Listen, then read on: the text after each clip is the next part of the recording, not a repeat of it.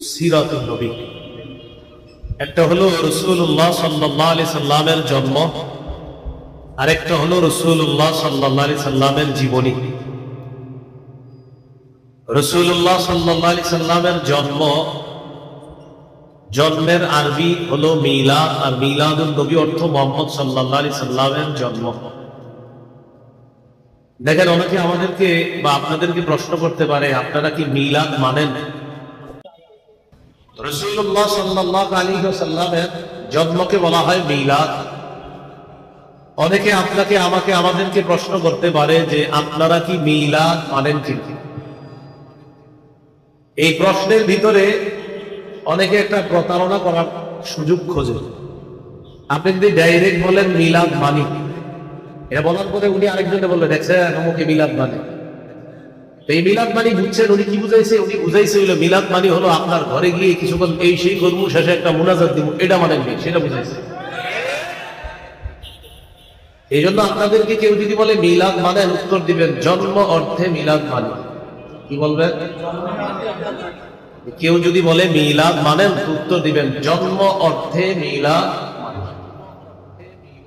অনেক সময় অনেকে বলে চলেন আমার ঘরে চলেন মিলাদ আছে, মানে কি কারো জন্ম হবে ঘরে? দেখেন ভাই, কেন আমরা এই একটা কথা আরেক জায়গায় কেন আমরা সঠিকভাবে প্রয়োগ করি না? হ্যাঁ, মিলাদ যদি ঘরে যে নবীজি সাল্লাল্লাহু আলাইহি সাল্লামের জন্মকে কেন্দ্র করে যেই যে ঘটনা ঘটছে এই নিয়ে আলোচনা আছে, সেটা ঠিক আছে। তাহলে কেউ যদি আজকে থেকে আপনাদেরকে প্রশ্ন করে মিলাদ মানেন, উত্তর দিবেন জন্ম অর্থে মিলাদ মানি। কি বলবেন? এটা বলবেন। রাসূলুল্লাহ সাল্লাল্লাহু আলাইহি ওয়াসাল্লামের জন্ম বার হবে মুস্তাদে আহমদ 4 নম্বর খণ্ড 172 নম্বর পৃষ্ঠা। বুলিদা রাসূলুল্লাহ সাল্লাল্লাহু আলাইহি ওয়াসাল্লাম ইয়াউমাল ইসনাইন। রাসূলুল্লাহ সাল্লাল্লাহু আলাইহি সাল্লাম সোমবারে জন্মগ্রহণ করেছেন। কিবারে? সোমবার। নবীজি সাল্লাল্লাহু আলাইহি সাল্লামের জন্ম তারিখ কবে, এটা নিয়ে অনেকগুলা মতভেদ আছে। কেউ বলেছেন রাসূলুল্লাহ সাল্লাল্লাহু আলাইহি সাল্লাম 2রা রবিউল আউয়াল জন্মগ্রহণ করেছেন। কেউ বলেছেন 8ই রবিউল আউয়াল, কেউ বলেছেন 9ই রবিউল আউয়াল, কেউ বলেছেন 10, কেউ বলেছেন 12, কেউ বলেছেন 17ই রবিউল আউয়াল। কারো কারো মতে রবিউল আউয়াল মাসের 8 দিন বাকি থাকতে রাসূল সাল্লাল্লাহু আলাইহি সাল্লামের জন্ম। আবার কারো মতে রমজানের 12 তারিখে নবীজির জন্ম। এটা একদম নতুন শুনছেন, রমজানের 12, যদিও বর্ণনাগুলো নিতান্তই দুর্বল। ইবনে কাসির রহমতুল্লাহি আলাইহি আল বিদায়া ওয়ান নিহায়া নামক কিতাবে সবগুলা বর্ণনা দুর্বল প্রমাণিত করে আলোচনায় এনেছেন 3টা বর্ণনা। কয়টা? 2, 8, 12। 2, 8, 12। 2 তারিখের বর্ণনাটা আলোচনা করার পর প্রমাণিত হয় 2 তারিখের বর্ণনাও দুর্বল। আগে বুঝেন সূত্র। সূত্র কাকে বলে? সূত্র বলা হয় আমি একটা কথা বলবো, আমার থেকে তিনি শুনছেন, তিনি এই কথাটা তাকে বলবে, তিনি তাকে বলবে, এগুলোকে বলা হয় সূত্র। কি বলা হয় বলেন তো? সূত্র। আনিল ওয়াকিদি আন আবি মাশার। ওয়াকিদি নামে একজন ছাত্র তার উস্তাদ আবু মাশার থেকে বর্ণনা করেন। উলিদা রাসূলুল্লাহ সাল্লাল্লাহু আলাইহি ওয়াসাল্লাম ইয়াউমাল ইসনাইনি লাইলাতাইনি খালাতা মিন শাহরি রবিউল আউয়াল।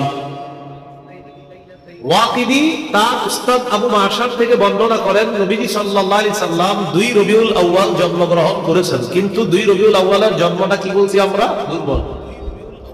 দুর্বল কেন? সূত্রে একজনের নাম ওয়াকিদি, আরেকজনের নাম আবু মাশার। যেমন আমি একটা কথা তাকে বলছি, তিনি তাকে বলছে। আমার নাম আরিফ, ওনার নাম আপনারা জানেন, হ্যাঁ, সাইফুল ইসলাম। তো আমার থেকে তিনি, এটাকে বলা হয় সূত্র। ওয়াকিদি থেকে আবু মাশার, আবু মাশার ওয়াকিদি থেকে বর্ণনা করেছেন। তো আবু মাশার আর ওয়াকিদি তাদের দুজনের সম্পর্ক হলো ছাত্র আর ওস্তাদ। আবু মাশার হলেন ওস্তাদ, ওয়াকিদি নামে একজন তিনি হলেন ছাত্র। বুখারী শরীফের ব্যাখ্যা গ্রন্থ যিনি লিখেছেন ফাথুল বারী, তিনি লিখেছেন এই ওয়াকিদির ব্যাপারে মাতরুকুন মা'সিআতি ইলমিহি, তার অনেক জ্ঞান বুদ্ধি থাকার পরেও বর্ণনার ক্ষেত্রে তিনি পরিত্যাজ্য, তাই তার বর্ণনা গ্রহণযোগ্য না। আর ওই যে সূত্রে আরেকজন আবু মাশার, তার ব্যাপারে বলছেন দাঈফুন ফির রিওয়ায়া, তিনি বর্ণনা করার ক্ষেত্রে একদম দুর্বল। তাহলে বলেন তো, ছাত্র ওস্তাদ, ছাত্র হলেন পরিত্যাজ্য, ওস্তাদ হলেন দুর্বল, তাই 2 রবিউল আউয়ালের বর্ণনাটি দুর্বল রইল 8 এবং 12। 8 তারিখের ব্যাপারটা বলার আগে আমার সাথে একটু বলেন হস্তি বাহিনী যে বছর কাবায় হামলা চালায়, ওই বছর রাসূলুল্লাহ সাল্লাল্লাহু আলাইহি সাল্লাম জন্মগ্রহণ করেছেন, এই ব্যাপারে সকল ঐতিহাসিকগণ একমত। আলাম তারা কাইফা ফাআলা রাব্বুকা বিআসহাবিল ফিল, এই আসহাবুল ফিল এর মানে হলো হস্তি বাহিনী। এরা কাবায় হামলা চালাইতে গিয়েছিল। কাবায় হামলা যে বছর চালিয়েছে ওই বছর রাসূল সাল্লাল্লাহু আলাইহি সাল্লামের জন্ম, এই ব্যাপারে প্রায় সকল ঐতিহাসিকগণ একমত। এবার বলেন, কাবায় হামলা চালানো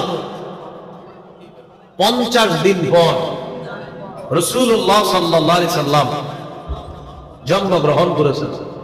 বলেন তো, কাবায় হামলা যে বছর হয়, হামলার কতদিন পর নবীজির জন্ম? এবার আমরা তারিখ বের করব, কাবায় হামলা হয়েছে কয় তারিখে, তাহলে নবীজির জন্মের তারিখটা বের করা সহজ হয়ে যাবে। কাবায় হামলা হয়েছে মুহররম মাসের 13 দিন বাকি থাকতে, তাহলে মুহররমের 13 দিন পেয়ে গেলাম। মুহররমের পরের মাস সফর মাস, সফরের 30 দিন ধরেন, 30 আর 13 হয় 43। সফরের পরের মাসের নাম হলো রবিউল আউয়াল। রবিউল আউয়াল মাসের 7 দিন যাওয়ার পর সূর্য যখন ডুববে, ডুবার সাথে সাথে 8ই রবিউল আউয়াল শুরু। রবিউল আউয়ালের 7 দিন আর আগের 43, 43 আর সাথে কত হয়? 50। 50 দিন পর যদি নবীর জন্ম হয়, তারিখটি হয় 8ই রবিউল আউয়াল। কতই রবিউল আউয়াল? বিদগ্ধ, বিশুদ্ধ, নির্ভরযোগ্য উলামায়ে কেরামের নির্ভরযোগ্য অভিমত হলো, বিশুদ্ধ মতে নবীর জন্ম 8ই রবিউল আউয়াল। এই কথাটি বিশুদ্ধ, যদিও কথাটি প্রসিদ্ধ নয়। গাণিতিক হিসাবে নবীজির জন্ম 9 রবিউল আউয়াল। কি হিসাবে? গাণিতিক।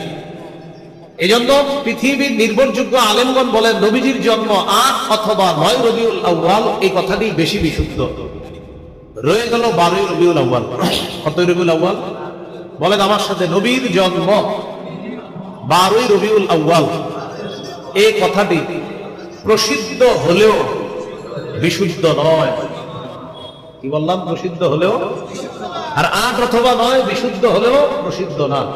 যেমন কোরআনের আয়াত সংখ্যা 6666টি, এই কথাটি প্রসিদ্ধ হলেও বিশুদ্ধ নয়। 6236টি আয়াত, এটা হলো বিশুদ্ধ, কিন্তু এই কথাটি প্রসিদ্ধ না। 6666, এটা হলো প্রসিদ্ধ কথা, কিন্তু বিশুদ্ধ না। 6236টি কোরআনের আয়াত, এটাই বিশুদ্ধ কথা, কিন্তু প্রসিদ্ধ না। ঠিক 8 অথবা 9 রবিউল আউয়াল নবীজির জন্ম, এটা বিশুদ্ধ কথা, কিন্তু প্রসিদ্ধ না।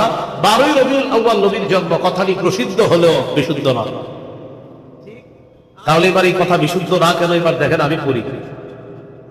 عن عفان بن مسلم عن سعيد بن مينا عن جابر بن عبد الله وعبد الله بن عباس رضي الله تعالى عنهما ولد رسول الله صلى الله عليه وسلم يوم الاثنين الثاني عشر من شهر ربيع الأول। জাবির ইবনে আব্দুল্লাহ, আব্দুল্লাহ ইবনে আব্বাস রাদিয়াল্লাহু তাআলা আনহুমার বর্ণনা, আল্লাহ নবীর জন্ম রবিউল আউয়াল মাসের 12 তারিখ। কয় তারিখ? আর আমরা দাবি করছি 12 তারিখটি কি প্রসিদ্ধ, তবে কি নয়। এবার দেখেন যে সূত্র বলে আছে, সূত্র আমার থেকে তিনি, তার থেকে তিনি। এবার একটু বলেন আফফান, সাঈদ, এই দুইটা নাম বলেন তো। আবার আফফান হলেন ছাত্র, সাঈদ হলেন ওস্তাদ। ঠিক ঠিক। আফফান হলেন ছাত্র, সাঈদ হলেন কি? ওস্তাদ। এই জায়গাটা মন দিয়ে শুনতে হবে, সবাই দিকে তাকান, তাহলে পরবর্তীতে আপনাদের সাথে ঝগড়া করতে পারবে না ইনশাআল্লাহ। হাদিসের সূত্রের মধ্যে যিনি ছাত্র তার নাম আফফান, ওস্তাদের নাম সাঈদ। শুধু এটুকু মনে রাখেন, 12 রবিউল আউয়াল যারা বর্ণনা করছে, ছাত্রের নাম কি? আফফান, ওস্তাদের নাম সাঈদ। ছাত্রের নাম, ওস্তাদের নাম সাঈদ। মজার ব্যাপার হলো, হাদিস বর্ণনার ক্ষেত্রে আফফান যিনি তিনিও নির্ভরযোগ্য, সাঈদ যিনি তিনিও নির্ভরযোগ্য। আপনাদের মাথায়, সাধারণ মানুষের মাথায় প্রশ্ন আসবে, সূত্রে যদি ছাত্র নির্ভরযোগ্য হয়, ওস্তাদও যদি নির্ভরযোগ্য হয়, তাহলে বর্ণনা কেন নির্ভরযোগ্য নয়? ছাত্র নির্ভরযোগ্য, ওস্তাদও নির্ভরযোগ্য। তো তাদের বর্ণনা কেন নির্ভরযোগ্য না? তাহলে উলামা ছাড়া অন্য যারা আছেন উলামায়ে কেরাম তো বুঝে ফেলছে সহজে। অন্যরা বলেন ছাত্রের নাম কি? আফফান। ওস্তাদের নাম? এবার আমি বললে আপনারা সহজে বুঝবেন। আমি 2-3 বার বলবো, কিন্তু আমি বলবো না পুরাটা, দেখি আপনারা 2-3 বার বললে মেধায় বুঝে ফেলেন কিনা। ছাত্রের নাম আফফানের জন্ম 134 হিজরিতে। বলেন আফফান ছাত্রের জন্ম কত হিজরিতে? ওস্তাদের নাম